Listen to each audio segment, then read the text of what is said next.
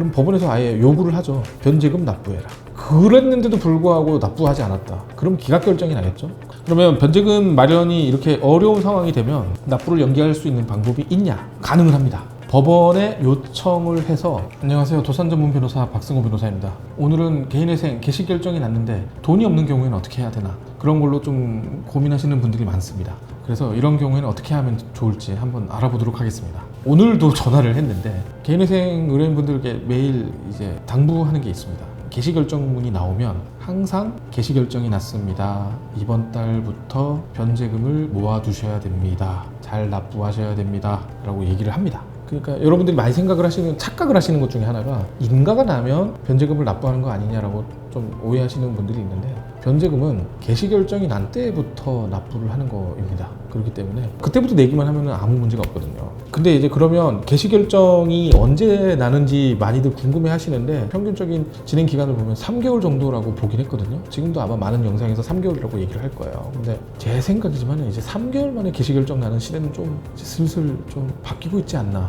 라는 생각이 좀 들기는 해요. 왜냐하면 개인회생 건수가 엄청 압도적으로 늘어난 상황이거든요. 그런데 법원에서도 개인회생을 계속 관대하게 보기가 상당히 부담스러운 사정에 몰리게 된 거죠. 왜냐하면 개인회생을 할 때 대한민국의 시중 카드사나 은행들이 빠지지 않고 들어오거든요. 근데 지금 개인회생 때문에 모두가 지금 탕감을 받고 있는 상황이 된단 말이에요. 그러면 은행이나 카드사 입장에서는 그게 엄청난 부담으로 올 수밖에 없죠. 그러면 국가 경제에도 문제가 생길 수 있기 때문에 아무래도 과거에 비해서, 그런 것 때문인지 몰라도 과거에 비해서 보정이 정말 빽빽하게 나옵니다. 확실히 옛날하고 똑같은 양으로 사건이 들어간다고 했을 때 과거에 나오는 보정에 비해서 지금 보정이 많이 나와요. 저희 사무실은 이제 아예 2년치 통장 내역까지 다 빼요. 왜냐하면 그래야지 보정도 적게 나오고 진행도 빨리빨리 돼요. 제가 그렇게 하라고 강조를 엄청 시켜가지고 지금 한지 몇 달 됐죠. 어쨌든 개시결정이 나면 변호사 사무실에서는 여러분들한테 알려드립니다.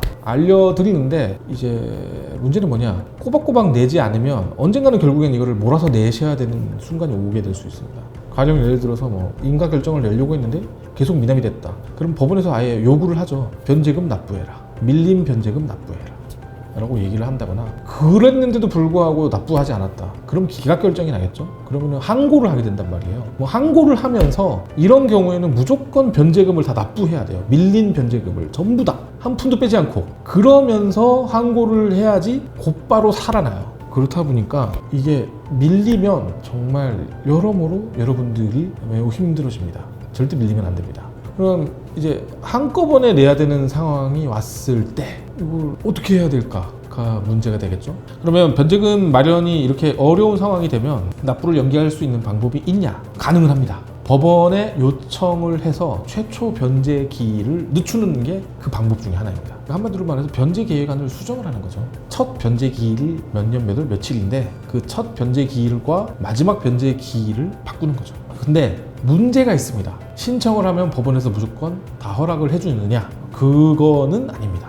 법원에서는 왜 미루려고 하느냐 명확하게 소명을 해야지 받아줍니다. 예를 들어가지고 아무 이유도 없이 밑도 끝도 없이 밀어주세요 했는데 다 받아주면은 50년 뒤로 밀어주세요 이럴 수도 있잖아요. 그런 것까지 다 받아줄 건 아니잖아요. 그렇기 때문에 반드시 정당한 사유가 있어야지 밀어줄 수 있습니다. 그럼 정당한 사유는 뭐냐? 가장 쉽게 생각할 수 있는 거는 급하게 병원비가 뭐 갑자기 많이 지출이 됐다거나, 갑자기 뭐 아이를 뭐 결혼을 보내야 된다라거나, 이런 것처럼 약간 좀 납득할 수 있을 만한 사정이 있어야 됩니다. 그러니까 너가 분명히 개시결정이 나면 돈을 내야 된다는 걸 알고 있었을 건데 왜 그동안 돈을 못 내고 있다가 이거를 미뤄달라고 하는 거니? 라고 물어볼 거니까요.